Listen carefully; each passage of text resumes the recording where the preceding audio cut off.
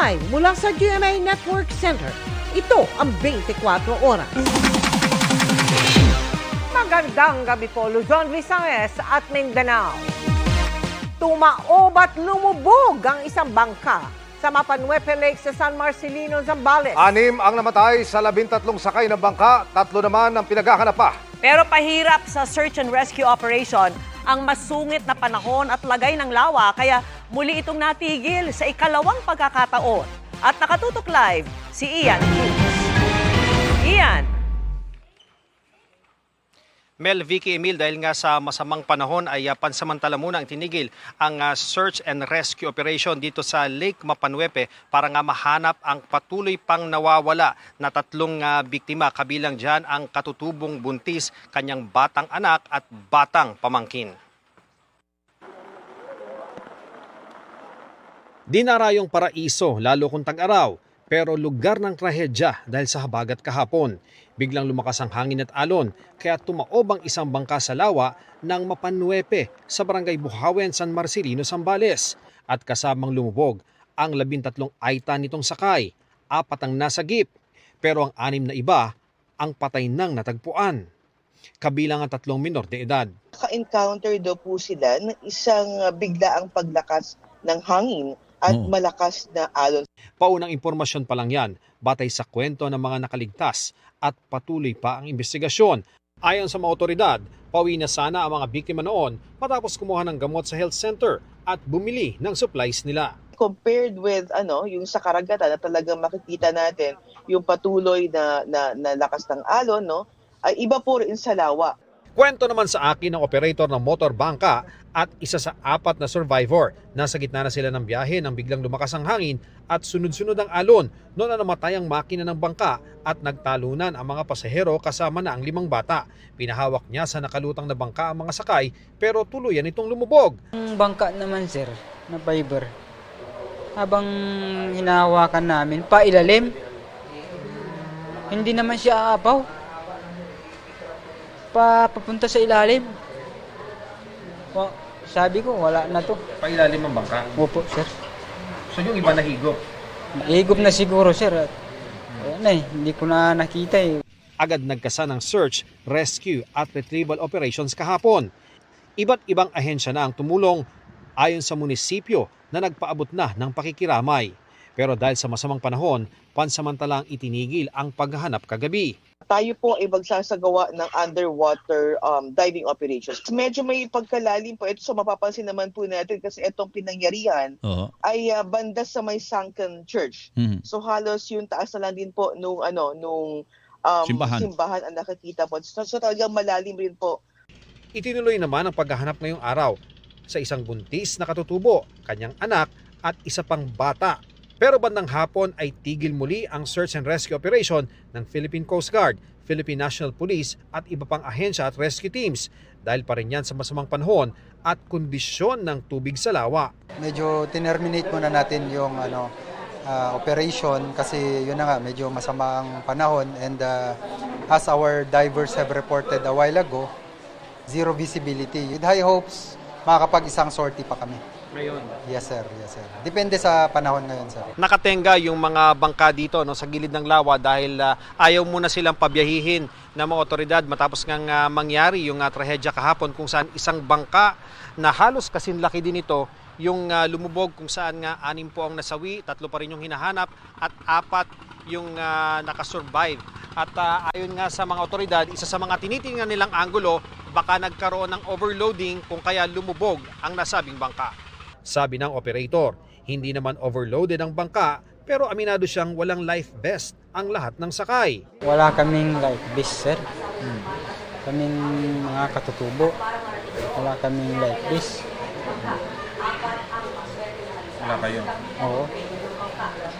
At kaya nga sinisisi ko itong barangay namin, sir. Wala man lang maibigay sa amin na radyo man lang. Nakahold na ngayon ang operator ng bangka. Napakaliit lang talaga sa ng bangka. Hindi talaga advisable na magsakay ng ganun karaming... Pang ilan dapat yung COP? As per sa namin sir is 5 to 6 maximum na talaga sir. Yung bangkasan na napakalit lang talaga sir. Pero nagsakay siya sir, 13 passengers kasama siya. Vicky, ayon nga sa Coast Guard Zambales at sa San Marcelino Police, bukas kapag maganda na ang panahon ay talagang sisimulan muli nila yung search and rescue operation para nga mahanap yung nawawalang mga katutubo. Yan muna ang latest mula rito sa San Marcelino, Zambales. Balik sa'yo, Vicky. Maraming salamat sa iyo, Ian Cruz. Sa Zambales pa rin pinaguho ng matinding baha ang isang bahay at nakuhanan niya ng video. Yan at iba pang epekto ng habagat sa pagtutok ni Tina Panganiban Perez.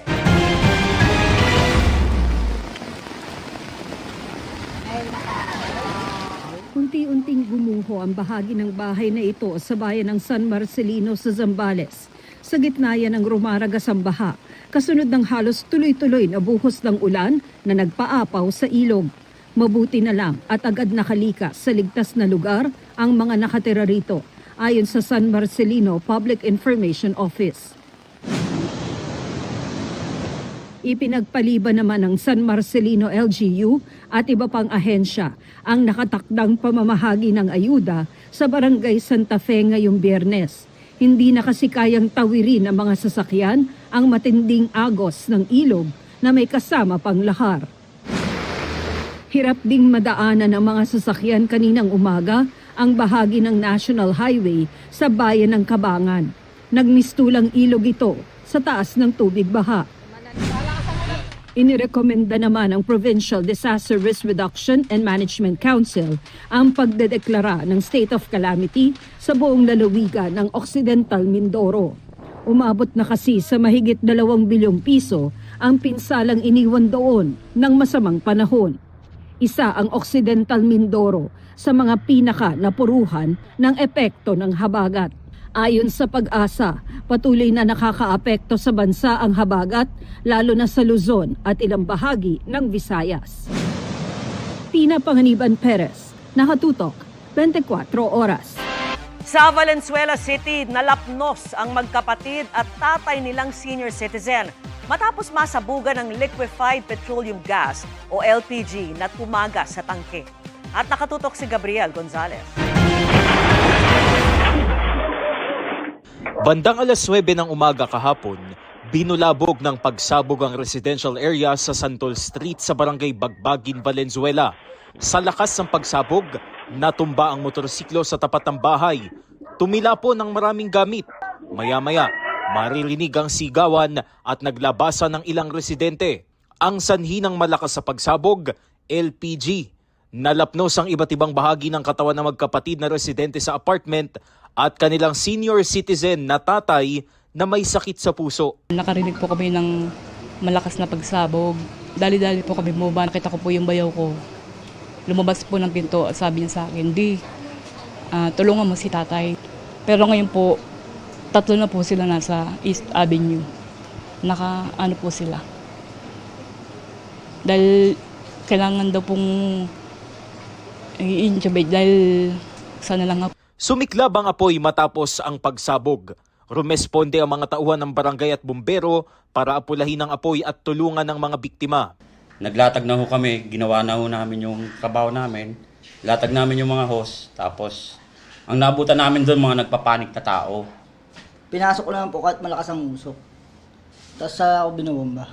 Damay ang appliances at iba pang gamit sa bahay.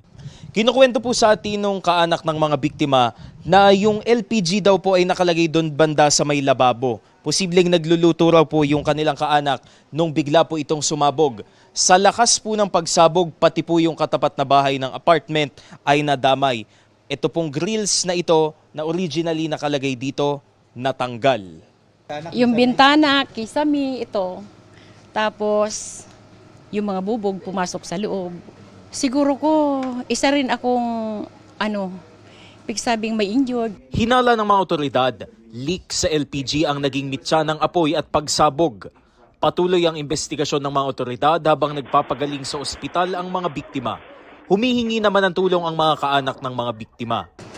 Financial po sana. Masipag po yung hipag ko. May isa po siyang anak. Solo parent. Tsaka po yung biyanan ko. Senior na po. Gabriel Gonzalez, Nakatutok, 24 Oras. Posibleng mula sa dalawang reclamation project sa Pasay City ang pinagmula ng sangkaterbang alikabok na dala ng gust front o malakas na hangin. Babala ng isang doktor, delikado ito lalo na sa mga mahihika. Nakatutok si June Veneracion. Hindi lamang abala, kundi peligro rin ang dulot ng nangyaring gust front sa Pasay City, malapit sa Manila Bay nitong nakaraang 2 araw. Sa dami ng alikabok at buhangin na inilipad ng malakas na hangin, nagdilim ang kapaligiran. Nahirapan huminga at napuwing ang mga taong nasa labas noon. Yung mga nakamotor, huminto. Yung mga nakamotor po, huminto sila. Dahan-dahan. Medyo malakas ang hangin kasi. May kunting binaba ko lang yung visor, ganyan. Parang mga alikabok, pumasok sa mga mata namin. Siyempre kinabahan po kami nun. Ngayong araw, hindi na maalikabok sa lugar dahil na rin sa nag-uulan. Dahil kakaiba ang pangyayari. Tanong ng marami, saan galing ang isang katerbang buhangin at alikabok? Sa tingin ng Environmental Management Bureau, inilipad ito ng hangin mula sa mga reclamation project sa Pasay City. Batay sa listahan ng Philippine Reclamation Authority, meron ngayong isinasagawang 2 reclamation projects sa Pasay kung saan tinatambakan ng lupa ang dagat. Hininga namin ng paliwanag ang lokal na pamahalaan ng Pasay at Philippine Reclamation Authority, pero wala pa silang tugon sa ngayon. Ang pinangangambahan kung mauulit ito, apektado pati ang mga negosyo sa lugar. Pagka ganun kasi, wala rin din kakain sa'yo kakain sa'yo. May mga alikabok na yung pagkain. Sa mga customer namin, mga natakot, nagalisan. May epekto rin ito sa kalusugan. Si Ernie Rodriguez, nakaupo noon sa labas ng isang mall sa lungsod. No, makita ko talagang madilim na, tsaka sandstone na talaga. Puro alikabok na talaga, buhangin na, na talaga. Doon ako nag-face mask. Sabi ng isang pulmonologist, ang alikabok at pinong buhangin ay maaring pumasok sa respiratory system ng tao. Delikado raw ito, lalo na sa mga merong asthma. Mas vulnerable po yung mga tao or mga pasyente na who are known like asthmatic, may mga hika, no? May mga ibang sakit po sa lungs, so may mga airway na tawag namin na airway problems. Kasi kapag naka-inhale po sila ng gano'n, no, pwede po mag-exacerbate, for example, yung hika. Payo ng doktor, kung makaranas ng paninikip ng dibdib, hirap sa paghinga, at ubo na may plema, kailangan magpatingin na raw agad sa doktor. Kung mabilis lang naman kasi yun, Sir Jun, hindi naman, it will of course, it will not cause a very severe, tinatawag namin bronchospasm or pagsikip, no? Ano lang siguro, magkakaroon lang ng tinatawag namin parang yung thunderstorm asthma or hika. June Veneracion, Nakatutok, 24 Oras. Hindi lang basta living the dream dahil living the NYC as in New York City life si Sparkle Star Shuvi Etrata. May pa-flex siya sa dati ay pangarap lang. Pero now, nalibot na niya ang streets of New York at nabisita na ang mga iconic landmarks. Caption nga niya, lahat ng hirap, lahat ng dasal na dininig, nakalaan para sa magagandang mga bagay. After ng workcation sa US, haharapin naman ni Shuvi with Anthony Constantino ang isa pang dream come true. Ang pinapangarap nilang new project together, ang digital series na Vlog to Love. Makikilala na natin si Angge, played by Shuvi, at Bullet na gagampanan naman ni Anthony. Malaking tulong daw ang pag-travel ni Shuvi to be with Anthony and his family sa Amerika. Kaya't mas kilala na raw nila ang isa't isa ngayon bago pagawin ang digital series. Ito talagang series na to, dream namin to ni Anthony. Siyempre dahil, di ba, sa totoong buhay naman talagang nagliligawan kami. Palagi na lang ako nagdi-dream come true, pero guys, totoo po talaga, ang dami na pong pangarap na natutupad. Para naman kay Anthony, ang pag-aaral na magsalita ng Filipino ang pinakamahirap na challenge na dinaanan niya. Kaya laking pasasalamat niya kay Shuvi sa inspirasyon at lakas ng loob para gawin ang kanilang first series together. Two different people that have two different lives and they end up falling in love really just because of each other, and I think that Shuvi and I are going to had a lot of fun playing these roles because it's very like us, and I'm just super excited for you guys to see this. Nelson Canlas, updated sa Showbiz Happenings. Bistadong pang-truck ang plaka ng isang SUV ng MMDA na nahuli cam na dumaan sa EDSA busway. Pinagpapaliwanag na ito ng Land Transportation Office at nakatutok si John Consulta.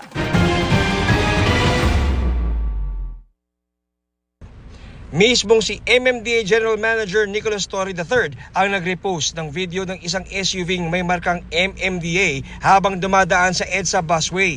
Una itong pinost at pinuna sa Facebook page na kamoteclub.ph. Dahil para lang sa bus, piling emergency at service vehicles na on duty at mga piling opisyal ang busway, i-issuean ng Land Transportation Office o LTO ng show cause order ang MMDA marked vehicle. Ibig sabihin, kailangang paliwanag ng mga sakay nito. Iniimbestigahan namin kung bakit nando doon. Ito ba ay rumeresponde sa isang pangyayari o ano yung dahilan kung bakit siya nando doon. Pero wala pa man yan ay may nabisto na sa paunang investigasyon. Nang itrace kasi ang plaka ng SUV may marka ng MMDA sa mga record ng LTO, lumabas na nakarehistro ito sa ibang sasakyan. Yung plaka na yon ay nakarehistro siya sa isang truck na nakalagay ngayon doon sa sasakyan na yon, sa SUV na marked vehicle. Doon sa government agency din na yon. Oo, hindi siya nakapangalan sa isang private Pero red plate siya na supposed to be sa truck siya dapat nakalagay. Paniwala ng LTO, illegal ang ginawang paglilipat ng plaka. Kailangan nilang madala dito sa LTO para maimbestigahan din yung sasakyan. Oo. Kung sino yung nagda-drive nun at bakit nagpalit ng plaka gamit sa ibang sasakyan. Kasi maliwanag na may violation. Ayon sa LTO, pareho ito sa ginawa sa sports car ng isang aktor na kanilang in-impound kamakailan. Kung yung mga private individual nahuhuli natin sa mga plakang ganyan, pati din naman sa atin sa government, hindi dapat ginagawa yun. Maaaring maharap sa reklamong illegal transfer of plate ang sino mang nasa likod ng di otorisadong paglilipat ng plaka. Hindi porke patrol vehicle yan, papalitan mo ng iba, hindi kami, ang enforcement hindi above the law So kailangan natin sumunod. Pinuntahan namin ang tanggapan ng MMDA pero walang pasok ngayong araw dahil sa 4-day work week at wala pa ring opisyal na sagot ang mga matataas opisyal ng MMDA. Gayunman, kasabay ng report ng isang araw ni General Manager Torre ay sinabi na niyang official MMDA vehicle ang sasakyan at naka-duty siya nang gamitin ito. Inaalam pa namin kung siya ang nagmamaneho noon. Gayunman, sinabi niyang noon pa siya naniniwalang ang patrol car ay simbolo ng presensya ng gobyerno at hindi simbolo ng katayuan o personal na pribilehiyo.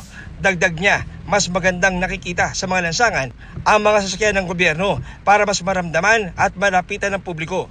Inihalimbawa pa niya ang pagtulong sa pagtabi ng isang kotseng tumirik sa EDSA Guadalupe noong linggo na natunton dahil sa pagdaan niya sa busway. Gayunman, naniniwala si Torre na dapat iwasto kung mayroong pagkakamali sa paggamit ng identification ng government vehicle. John Consulta, nakatutok, 24 oras. Mahigit 1,000 na ang tinamaan ng leptospirosis sa bansa hanggang nitong Miyerkules. Posible pang lumobo ang bilang na yan. Ngayong inuulan na naman ang Luzon. Nakatutok si Oscar Oida. Nang tamaan ng leptospirosis, hindi raw inakala ng 24 anyos na itago na lang natin sa pangalang Bavan na makakaligtas pa siya sa iniindang karamdaman. Agad-agad daw ang pag-deteriorate ng kondisyon ng kanyang katawan. Halos muntik na din ako, sir. Pagpunta dito, parang kung hindi ako nakatake ng pain reliever, hirap na huminga. Biglaan lang din po yung biglaan lang po yung sintomas na sumuka ako. Then after ng suka is halos di na po ako nakahinga. Kaya laking pasasalamat niya at agad siyang na-admit sa ospital. Kung nagkataon daw, baka di na raw namin siya nakakausap ngayon. Iwas na po talaga sa hindi na magkakampante. Isa lamang si Bavan sa aabot sa 5,486 na tinamaan ng sakit na leptospirosis sa bansa mula January 4 hanggang August 26 ng taong kasalukuyan. Pinakamarami sa NCR, Region 2 at Region 3. At dahil tuloy-tuloy ang mga pag-uulan, ayon sa DOH, inaasahan pa ang pagdami ng mga kaso sa mga susunod na linggo. Ganon pa man, kinakaya pa rin naman daw ito ng ating mga ospital. Bagamat may mga naitalang insidente ng pagkakantala sa mga emergency room ng ilan. May mga pagsusuring ginagawa. Kaya yung kalimitan doon, ang waiting time sa loob ng ER, mga 1.5 to 2 hours. Kasi pag lumabas na yung resulta na iaakyat naman. So hindi siya refleksyon nung health system kasi yun yung pinaka-front end eh. Pagka nandun ka at mahaba ang naghihintay pa na nauna sa iyo, syempre maghihintay ka ng resulta. Pero once naman na diagnose ka na, mabilis yung pagpasok. Sa katunayan, mas marami pa rin daw ang naitalang kaso ng leptospirosis noong nakaraang taon sa kaparehang panahon na umabot sa mahigit 7,000. While may mga areas po na tumataas pero sa kabuuan po ay mas mababa pa naman kumpara sa last year, no? Same period. Pero syempre, hindi tayo pakakampante.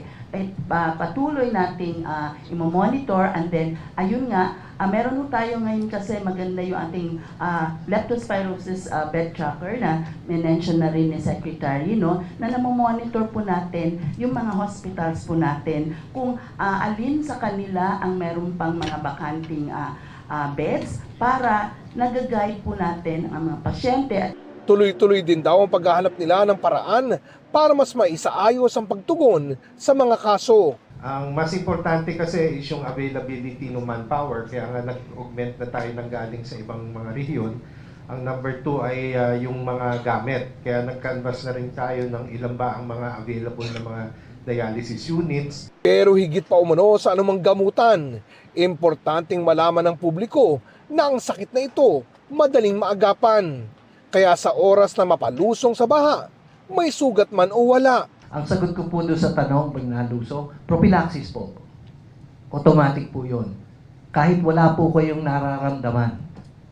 Mas simple po yung prophylaxis or preventive kaysa sa mag-intay ka ng simptomas. Simptomas, tinamaan ka na ng sakit.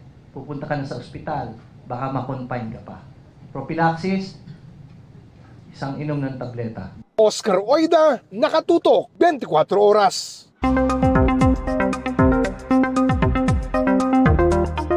Mga kapuso, 2 low pressure area na ang minomonitor ngayon sa loob at labas ng Philippine Area of Responsibility. Ang unang LPA na mataan sa layong 560 kilometers east-northeast ng Itbayat, Batanes. Habang yung isang bagong nabuoy nasa 1,460 kilometers silangan ng Central Luzon. Parehong may tsansang maging bagyo ang 2 LPA. Ang magiging pangalan ng sunod na bagyo'y Pilandok. Ayon sa Pag-asa, ang LPA sa silangan ng Batanes ang kasalukuyang may impluensya sa paglakas ng habagat na dahilan ng mga pag-ulan sa malaking bahagi ng bansa, lalo sa Luzon at ilang bahagi ng Visayas. Posibleng magpatuloy ang maulang panahon ngayong long weekend. Base sa datos ng Metro Weather, umaga bukas, may pag-ulan na sa Ilocos Region, Central Luzon, Calabarzon, Mindoro Provinces, Cagayan at Antique. Sa hapon, halos buong Luzon na ang uulanin kasama na rin ang ilang bahagi ng Mimaropa, Northern Luzon at Bicol Region. Meron na rin kalat-kalat na ulan sa Caraga at Negros Island Region. Halos ganito rin ang mararanasan sa linggo, kaya doble ingat mga kapuso sa banta ng baha o landslide. Sa Metro Manila, mataas din ang tsansa ng ulan bukas at kahit sa linggo, pwedeng pabugso-bugso ang ulan na may kasamang malakas na hangin. Pagdating naman ng Lunes, August 31 holiday, mas marami pa ring ulan ang inaasahan sa Luzon, lalo sa Ilocos Region, ilang bahagi ng Central Luzon, Mindoro Provinces at Western Visayas. Hindi po bababa sa 4 na bahay ang nilamon ng rumaragasang tubig sa isang barangay sa Pampanga. Ang ibang barangay matindi ring napinsala dahil sa habagat.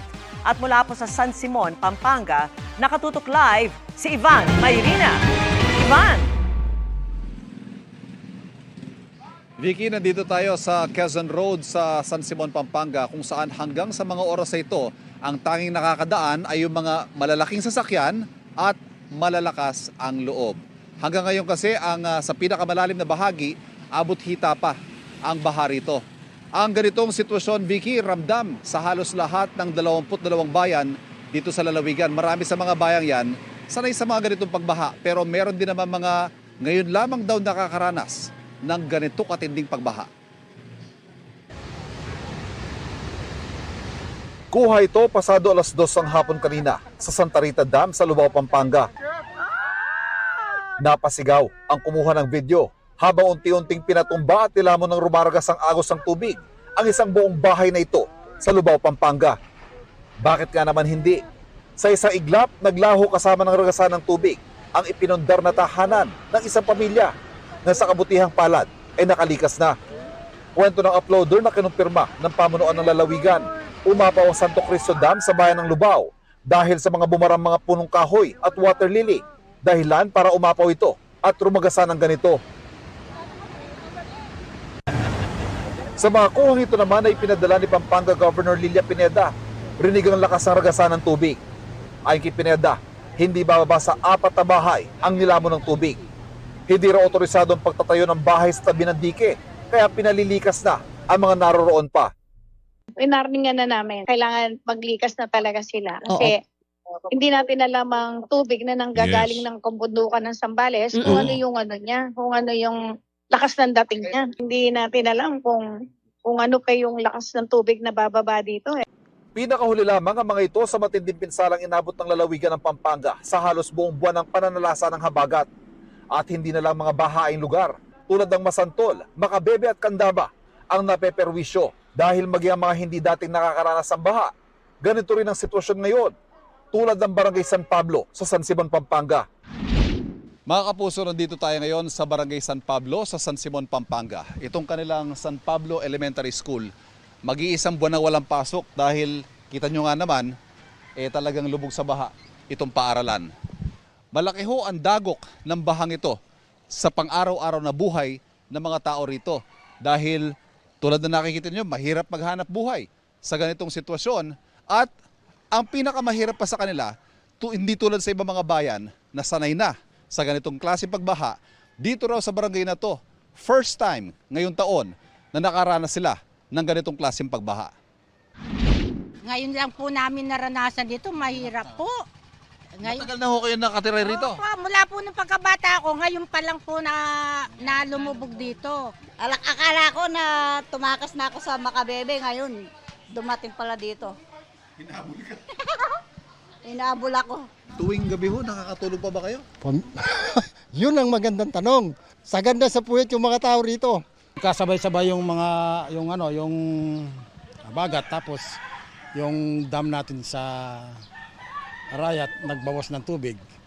Kaya biglang lumaki ang tubig. Sa San Simon pa rin, inabutan namin ang bahagi naman ng MacArthur Highway na hindi nadaraanan ng maliliit na sasakyan.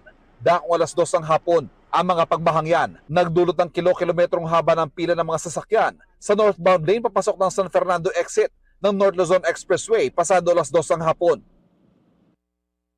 Sa mismong lungsod ng San Fernando, matinding traffic din ang naranasan dahil maraming mga binahang kalsada tulad ng Jose Abad Santos Avenue. Umapaw din ang Malpitic Creek at pinasok ng tubig ang mga kabahayan. Hindi rin madaanan ng light vehicles ang ilang kalsada sa Angeles. Pero ibahin nyo ang bayan ng Minalin dahil hindi hadlang ang baha para ipagdiwang ang kapistahan ni Santa Monica ang imahe ng patron, bit-bit ng mga deboto sa gitna ng naipong tubig.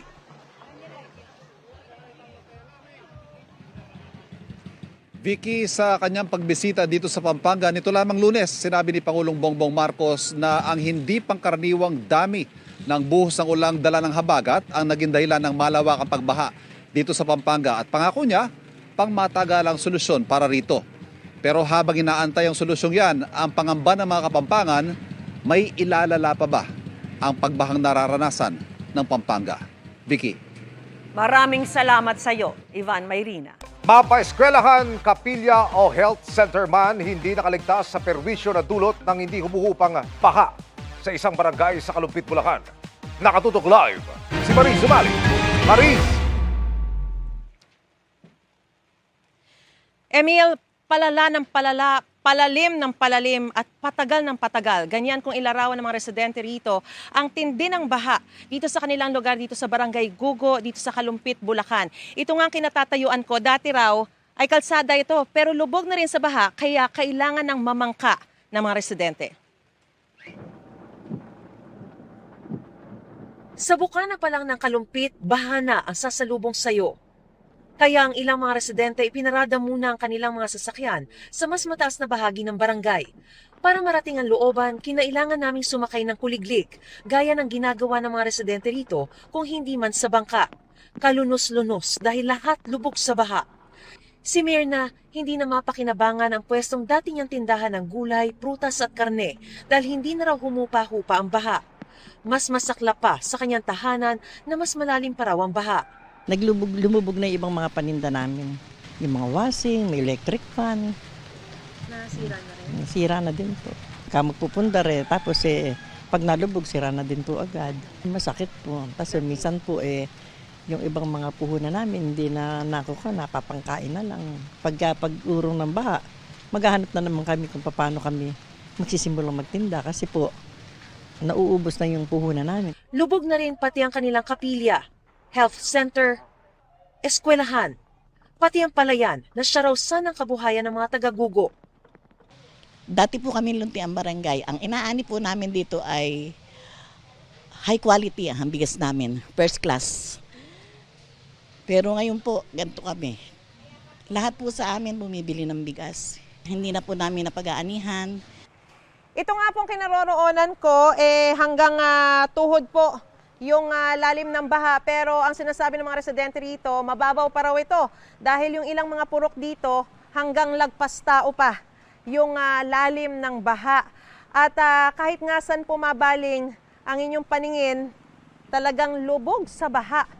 Ito pong Barangay Gugo ay merong lawak na 200 hectares. At ayon sa kanilang kapitan, yung buong lugar daw po ay talagang lubog sa baha. At sa mga sandali pong ito, aabot daw po sa 900 na pamilya ang apektado ng baha dito sa Barangay Gugo. Cash basin po kami. Dito ang tuloy ng tubig. Panawagan po namin sana mabalik kami sa normal naming pamumuhay. Kasi talagang hirap na po kami dito. 3 linggo na ngang nananatili rito sa evacuation center ang 71-year-old na si Liwayway at ang 8 niyang apo. Malaki po ang baha po dito, ang ganito, ganliig. Kaya kung hindi po kami magbabakit dito, yung po mga apo ko, disgrasya. Pati ang kapapanganak lang na si Rovelyn. Kapapanganak ko pa lang po, mahirap po. Sobrang hirap po dahil po sa baha po. Saka po yung birth certificate po ng anak ko hindi po makuha-kuha dahil po sa baha. Nagkakasakit din po. Sukat tayo po. Kanya-kanya naman diskarte ang ilang residente para may maiuwi pa rin daw sa pamilya. Gaya ni Donato na nagbangka na lang para kumita. Noong magsasaka, tapos nawala yung naging puro tubig na naging mangisda. Ngayon nawalang isda at malalim. Makero naman. Mahirap. Sa amin dito, medyo malalim doon, lubog. Habang ang dalawa namang ito, ginamit ang lumang ref para malagyan ng makakalakal. Kumukuha kami ng mga kalakal, mga plastic, mga lata, mga bote. Ibenta lang. Pagtatambay ka lang po, wala pong kakainin. Kaya ang tiyaga na lang po mamulot.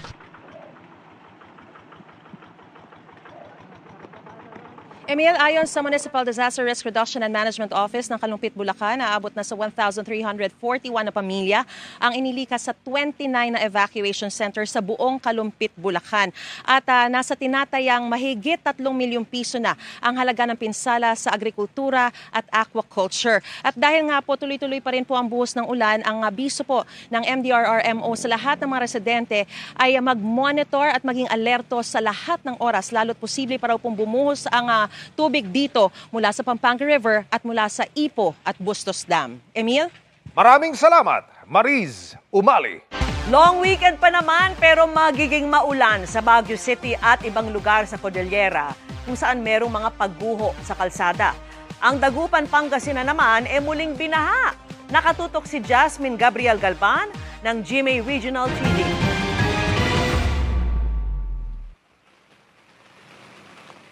Vicky, maghapong naranasan ang malakas na buhos ng ulan sa iba't ibang bahagi ng Hilaga at Gitnang Luzon na nagresulta sa pagbaha sa ilang lugar.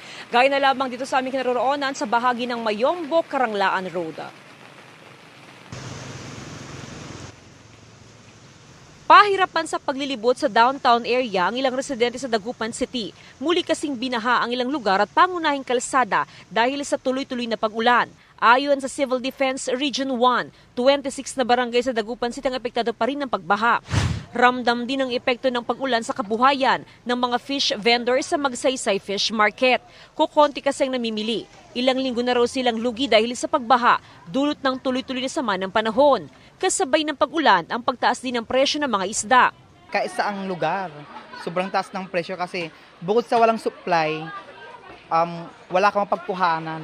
Frozen lang talaga ang ginawawala. Dapat talaga magtipid everyday kasi mahal ang ang bilihin. Basta ganito kapag walang supply talaga, asahan natin na tumatas din talaga ang presyo ng mga isda. Tumatas ng 20, 30, ganun. Ayon sa Samahang Industriya at Agrikultura, ang pagbaba ng supply ay dahil pahirap pa ng pagpalaot ng mga mangingisda dahil sa sama ng panahon. Anything na going to the sea, malaking increase dahil dun sa weather natin ngayon. Yun ang problema, yung paghuli ng mga isda. Sa La Union, puspusan pa rin ang isinasagawang clearing operation sa mga kalsada. Pinangungunahan ng Provincial Engineering Office ang road clearing at road restoration sa iba't ibang bayan na naapektuhan ng mga nagdaang bagyo at habagat. Sa ngayon, 17 operasyon ang naisagawa ng PGLU. Kabilang dito ang landslide removal sa mga bayan ng Bagulin, Burgos, San Gabriel at San Fernando City. Isinara naman kahapon ang isang bahagi ng Baguio Buntok Road sa Sitio Tikitik, Barangay Buntok Ili sa Buntok Mountain Province matapos ang soil collapse dahil sa patuloy na pag-ulan. Agad nagsagawa ng clearing operation ng DPWH. Ayon sa Civil Defense Cordillera, bagamat southwest monsoon o habagat na nagdala ng pag-uulan, posible pa rin ito makapagdulot ng malaking pinsala sa mga lugar na susceptible sa pagbaha at pagguho ng lupa. Inaasahan naman ang posibilidad ng muling pag-uulan sa ilang probinsya sa Cordillera ngayong weekend. Sa tala ng Pag-asa, kabilang sa mga lugar na makakaranas ng pag-ulan ang Benguet at Baguio City. Ang forecast kasi ng Pag-asa ngayong araw hanggang bukas, 100 to 200 millimeters. Parang orange color yun. Maaring humina pero may ulan pa rin tayo inaasa.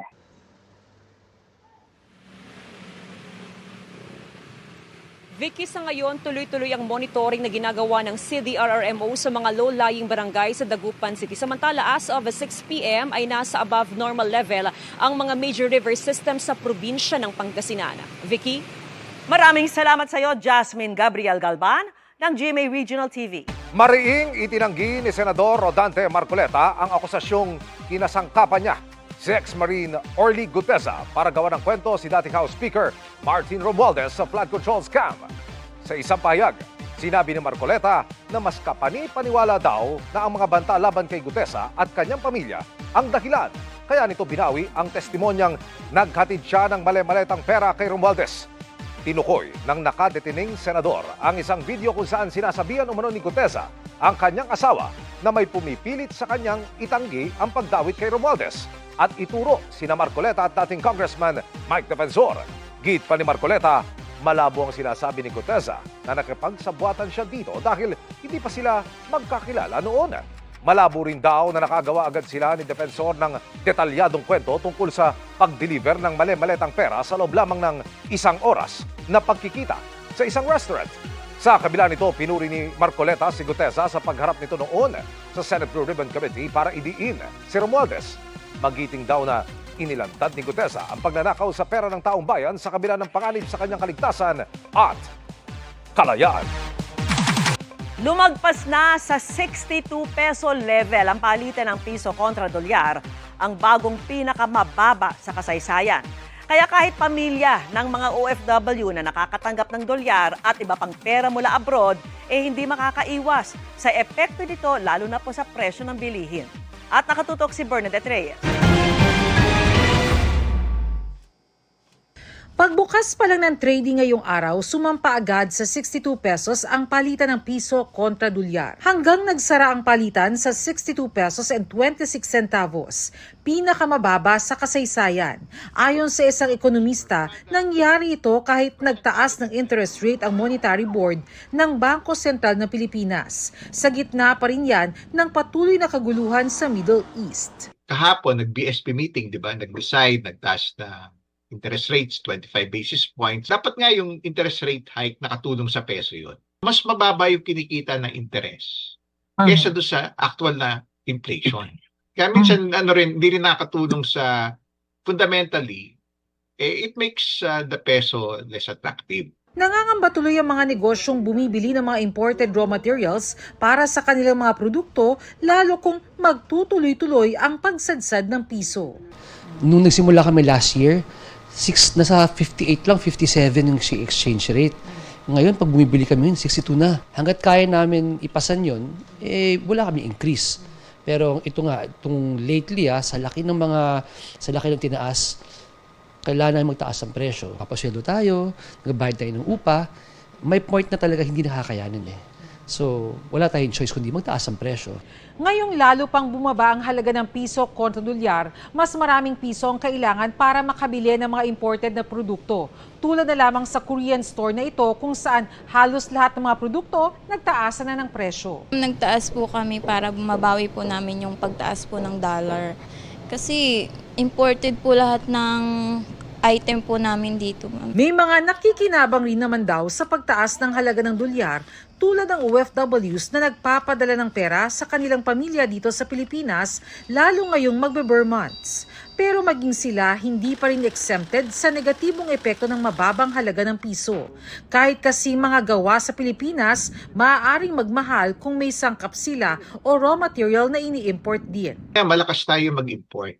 So yung mga presyo ng binibili natin, diba yung mga wala sa atin, wheat, no? Bukod doon sa langis, yung mga machineries, no? At marami pang ibang produkto na wala tayo. O kahit yung meron tayo, ini-import pa rin natin. Siyempre, ipapasa yon sa mga mamimili. Ma-offset din yun kasi mahal yung presyo ng mga bilihin. Dahil lahat ng produkto at serbisyo na binibili ng dolyar, tumataas para sa ating mga Pilipino, payo ng eksperto. Tayo masyado umasa sa importation kung kaya tayo naman i-produce yung iba dito sa bansa natin. Bernadette Reyes, Nakatutok, 24 Oras. Ngayong maulan na naman, balik paghahanda sa posibleng pagbaha ang mga nakatira sa bahaing Roas District sa Quezon City. Ilang araw lang yan matapos silang malubog sa tubig. Nakatutok si Rafi Tima.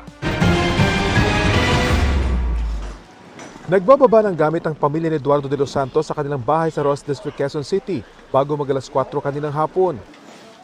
Sinabihan na raw kasi silang lumikas dahil sa inaasang buhos ng ulan. Ikapitong paglikas na raw nila ito nitong nakaraang ilang linggo. Pagbalik namin, huhupa na. Lilinis kami. Maya-maya na ito na naman, babalik, aalis na naman kami. Tapos mga pagdating na naman ng hapon, yun na naman. Babalik kaya nga ang tao rito, pagod na Nitong nakaraang Lunes, umabot daw sa halos bubong ng kanilang bahay ang baha. Isa raw sa pinakamataas na baha na kanilang naranasan. Ang matitira na niya, kortina, itataas na. Kailangan makasiguro At tulad ng halos mangyak-ngyak ako dito. Talagang yung putik Grabe, talagang maiiyak ka sa nangyari. Sa kabila ng nakakapagod na sitwasyon, hindi raw sila aalis dito. Naalala ko nung nanay ko at tatay ko, nilagay ako sa batya, tinawid ako dati nung araw. So talagang bata pa lang kayo, nararanasan nyo na yung baha? Oo, dito. Kala ko ba kayo umalis pa rito? Hindi na, sarili kasi ito, mahirap naman po ng mga upahan. Ang kapitbahay nilang si Arlene, hindi raw lilikas dahil bagamat lumulubog ang kanilang first floor, mataas naman daw ang kanilang second floor. Kaya naman iniakyat na nila ang kanilang gamit. Ang pinaghahandaan lang daw nila ngayon, pagkain. Bibili na, nagre-ready na lang. Pag inkis naman po na nagbabangka yung bayaw ko, bibili kami. Pag inkis na maubusan po ng pagkain. Ang kapitbahay namang si Rolando, tangi mga apo lang daw ang pinalilikas. Bukod sa may second floor, magpapaiwan daw siya para mabilis na makapaglinis habang bumababa ang baha. Kapag bumababa yung tubig, naagato ko yung paglinis. Sinasabayan niyo na? Oo, sinasabayan na. Kasi kapag hindi mo sinabayan yun mas magastos yung tubig Sa dalas bahay ng lugar na ito, para-paraan na lang daw para mapanatiling normal ang kanilang buhay. Itong mga patungan na to, ay dyan nila nilalagay yung kanilang mga gamit kapag nagsimula ng tumaas yung baha. Para naman hindi na nila kailangan akyat yung kanilang lahat ng gamit sa second floor. So nandito na lang, kapag tapos na yung baha, agad nilang maibababa. Pero nung nakaraang Lunes, ay hindi nila inasahan na talagang napakataas ng baha na inabot yung ilan ng mga gamit na narito. Sa ngayon, monitorin na lang daw ang tangi nilang magagawa dahil hindi na nila maiwasan ang baha lalo't katabi lang nila ang isang malaking creek na karugtong ng San Juan River. Rafi Tima nakatutok, 24 oras. Mga kapuso, nagdeklara ng suspensyon ng klase bukas sa ilang lugar dahil po sa inaasahang masamang panahon.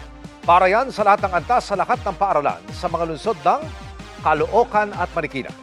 Wala ring pasok pati ang mga tanggapan ng pamahalaan sa Dagupan City, Pangasinan. Lilipat naman muna sa alternative delivery mode o online classes ang lungsod ng Maynila.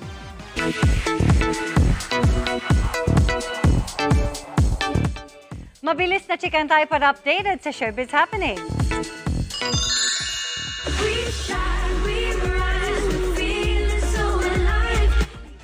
Nag-collab sina The Voice Kids 2024 champion Naveen Garciniego at 2025 champion Sofia Malyares para kantayin ang hit song ng Yumi na This Is Our Time. This September 13 na mapapanood ang newest season ng The Voice Kids sa GMA. Kabilang ang GMA Pictures at GMA Public Affairs film na 58 sa pagpipili ang pelikula para ilaban sa 99th Academy Awards o Oscars. Pinagbidahan niya ni Glyza De Castro. Shirtless but in New York? Isa lang yan sa photo dump ni Paul Salas sa kanyang trip sa The Big Apple. Dalawang top honor ang nakuha ng GMA Public Affairs sa Content Asia Awards 2026 na ginanap sa Bangkok, Thailand. Wagi ng gold medal ang special documentary na Broken Roads, Broken Promises sa kategoryang Best Factual Entertainment Program Made in Asia for a Single Asia Market. Pinangunahin ng multi-awarded actor na si Dingdong Dantes ang dokumentaryo kung saan tinalakay ang korupsyon at pagbaha at ang epekto nito sa komunidad. Nakuha naman ng Corruption Series A Kapuso Mo, Jessica Soho Special Report ang Bronze Award sa kategoryang Best Current Affairs Program Made in Asia for a Single Market in Asia. Ang special report, bahagi ng ongoing coverage ng Kapuso Mo Jessica Soho tungkol sa korupsyon at mga questionableng proyekto ng gobyerno. Bumaba man ang poverty incidence at tumaas ang kita ng mga Pilipino, hindi yan maramdaman ng marami dahil sa tumaas ding gastusin. Pero may isa pang paliwanag ang mga eksperto. Nakatutok si Jonathan Andal.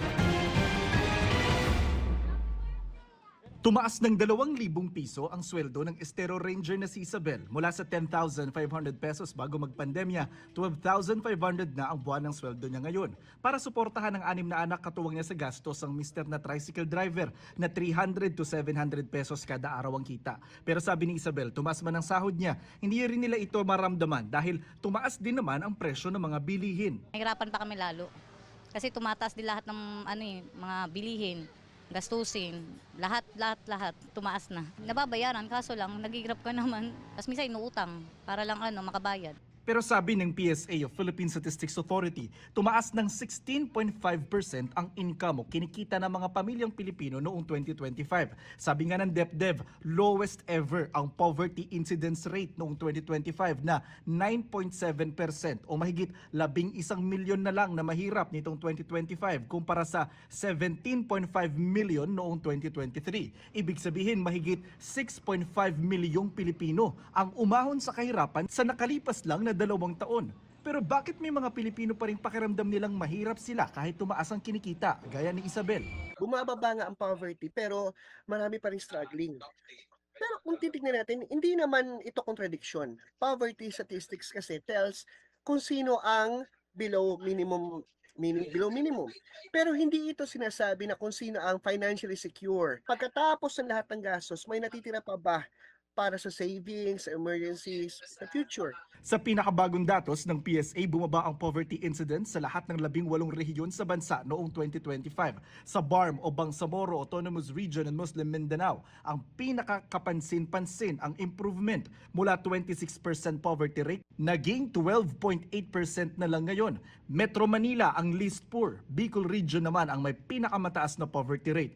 Pero bumilis din ang gastos o spending ng mga pamilyang Pilipino Pilipino, 24.7%. Sa kauna-unahang multidimensional poor data ng PSA, 12.8% o isa sa bawat 10 Pilipino ang ramdamang kahirapan sa iba't ibang aspeto, hindi lang sa sweldo. Yan ang kahirapan sa edukasyon, trabaho, kalusugan, tirahan at water and sanitation. Ang poverty line kasi is what you call a statistical minimum. Hindi ibig sabihin na financially comfortable ka na kapag you're above poverty line. Pwede kang nakakapagbayad ka ng bills today, okay naman right now, pero pwedeng isang hospitalization lang, maaring job loss or major emergency, pwede kang ma-financially destabilize. Jonathan Andala, Nakatutok, 24 Oras.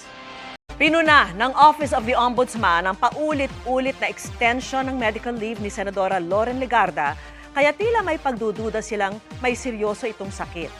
Dagdag pa sa duda nila ang sabay na paglabas ng bansa ni Legarda at ng anak na si Congressman Leandro Leviste na kapwa pinaimbestigahan para sa plunder. At nakatutok si Mark Salazar.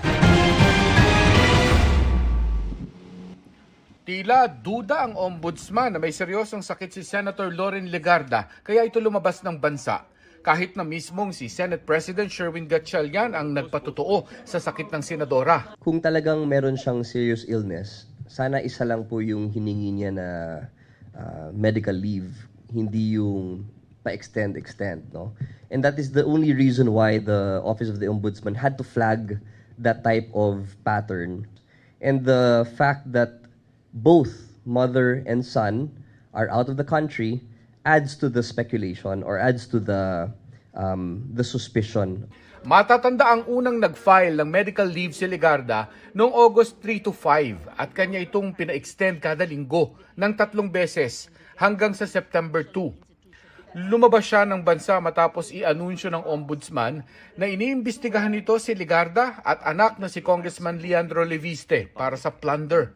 Kaugnay ito ng mga nakuhang prangkisa ni Leviste sa solar power generation mula sa Kongreso habang nakaupong senador ang ina. Hindi rin daw na i-deliver ang mga proyekto, kaya tinawag itong ghost electricity. Yung price po ng electricity tumaas dahil sa unfulfilled promises, no, ng franchise na yon. And a lot of the allocations for solar power was given to this company and yet hindi nila nagawa. Sana wag na muna kayong lumabas ng bansa. Sana po ay manatili muna kayo dito sa bansa para po medyo maliwanagan po tayo doon sa nangyari at maliwanagan din ang taong bayan sa katotohanan. Hinihinga namin ng reaksyon sina Legarda at Leviste. Sa parehong presscon, pinalagan din ng Office of the Ombudsman ang anilay naratibo ng kampo ni dating Speaker Martin Romualdez na porkit nag-recant na ang ilang testigo laban sa kanya na sina dating Marine Sergeant Orly Guteza at ilang dating bodyguard ni Zaldico, gumuho na rin ang kaso laban sa kanya. Katunayan, ang recantation daw ay dagdag pang ebidensya laban kay Romualdez. Ang legal effect ho niyan ay itatabi po yung dating affidavit doon sa bagong affidavit. Ibig po sabihin, dagdag ebidensya po yan. Hindi siya nakabawas sa ebidensya ng investigators natin, kundi dagdag ho siya. Tapos marami po tayong kailangan tanungin tungkol doon sa recantation. Unang-una po dyan ay bakit biglang nagtago ang mga affiant nung nag-recant sila. Higit pa doon, may information pa tayo na nababayaran po yung mga tao na ito para mag-recant. Misleading ho kasi yung mga sinasabi po ng kampo ni former Speaker Martin Romualdez. At yan ang gusto kasi nilang maintindihan ng tao na basta may recantation, bura na. Lahat ng ebidensya or lahat ng sinabi ng tao na yon dati ay nabura na. Hindi po ganun yon. May sagot din ng ombudsman sa pahayag ni Davao Representative Paulo Duterte na lahat ng kanyang flood control project sa distrito ay kompleto. Hindi raw porkit kompleto ay malinis na. Matatanda ang sinabi ng ombudsman na tinitingnan nito ang Davao City na tinawag na epicenter ng flood control projects. There is such a thing as overspec.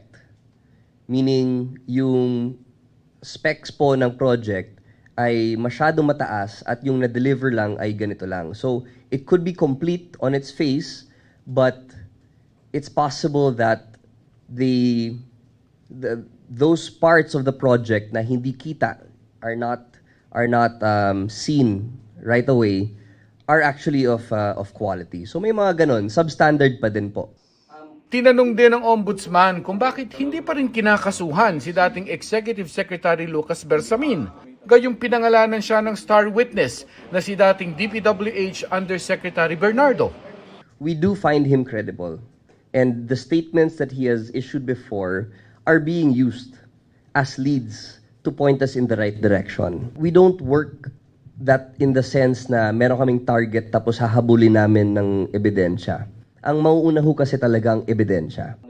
Inanunsyo rin ng Ombudsman ang ikinakasang kaso ng malversation through falsification of public documents laban sa mag-amang dating congressmen sa Surigao del Norte na sina Francisco Lalo Matugas at Francisco Bingo Matugas II.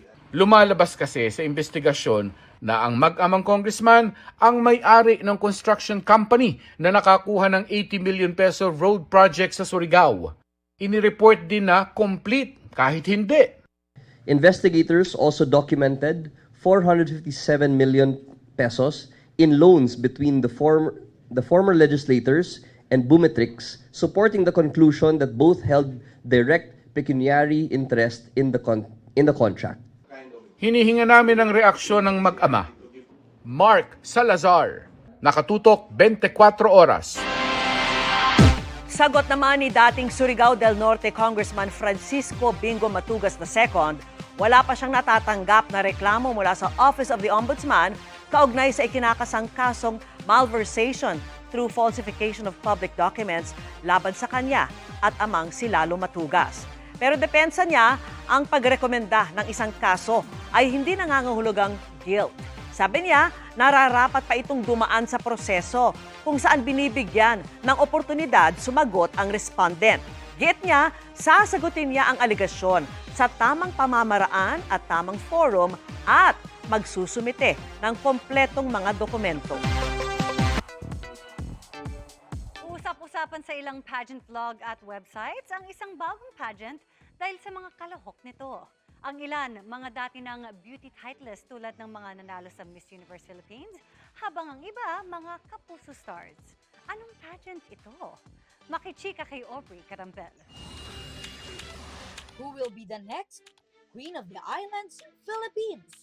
Ang bagong pageant na ito, naging laman ng pageant blog and sites na pinag-usapan din ng pageant fans here and even abroad. Kabilang ba naman kasi sa mga sasali ang Miss Universe Philippines Queens and title holders tulad ni na Michelle D, Atisa Manalo, MJ Lastimosa, Ariela Arida at Gazini Ganados na hindi rin inurungan ng ilang kapuso stars gaya ni Sanya Lopez, Shuve Etrata, AZ Martinez, Ashley Ortega at Faith De Silva. But wait, there's a twist. Dahil ang Queen of the Islands Philippines ay hindi lang pala ordinaryong beauty pageant. Parte ito ng bagong pelikula ng GMA Pictures, ang Red Crown. Para kay Michelle Marquez D, groundbreaking concept ito na pagsasama ng mundo ng pelikula at pageantry.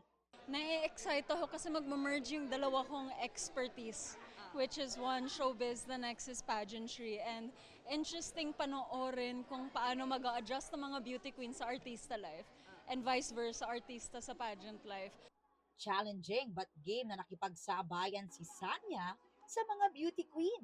Napasabak tayo sa rampahan agad at syempre with the help of our beauty queens, diba, hindi rin ako masyadong nahirapan dahil nandyan sila to guide me, especially si MMD, nandyan laging, super hands-on. Ang pagganap bilang beauty queen, dream come true naman para kay Faith De Silva. Alam naman ng lahat na it has always been a dream of mine to join a beauty pageant contest, diba? And also, this is my very first movie.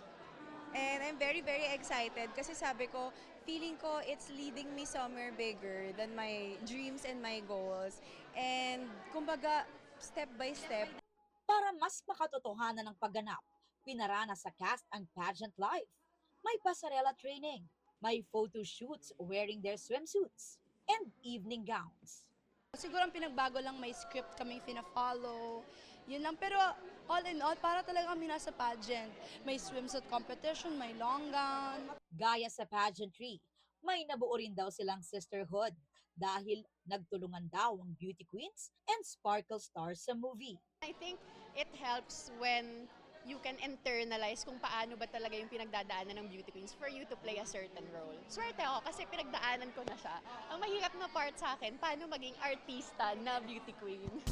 Expect the unexpected nga raw dahil hindi lang beauty and glamour o bardagula ng contestants ang mapapanood sa Red Crown.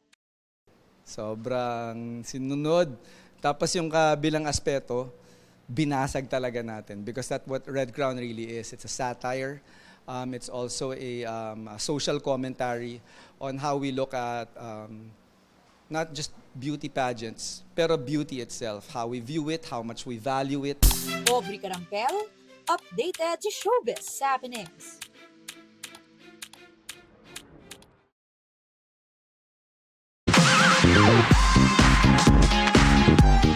Lumutang ang tila pagiging daddy's girl ni Alex Ayala sa ilang tagpo sa mismong court at sideline ng US Open.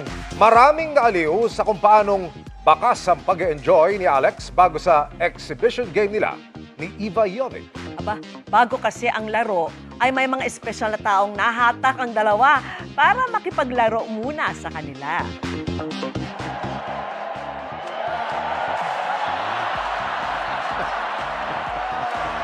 Yan ang mga kanilang daddy. Napasubo tuloy sa tennis. Ang daddy ni Alex playing cool. Kahit minsan hindi matamaan ang tennis ball. Napuno ng hiyawan ng venue kahit sa mismong laro sa huli. Nagyakapan ang dalawang players matapos ang kanilang friendly game, lalo't magkaibigan naman talaga sila. Pero eto kayo, sa sidelines ng US Open, merong more than friends ang hanap. Aba, hala. May isa kasing tennis fan na lumuhod at tila nag-propose pa kay Ayala. Kaya si Alex muli na namang pinatawag ang kanyang daddy. O, ayan na. Oh no! Yan ang may storya niyan.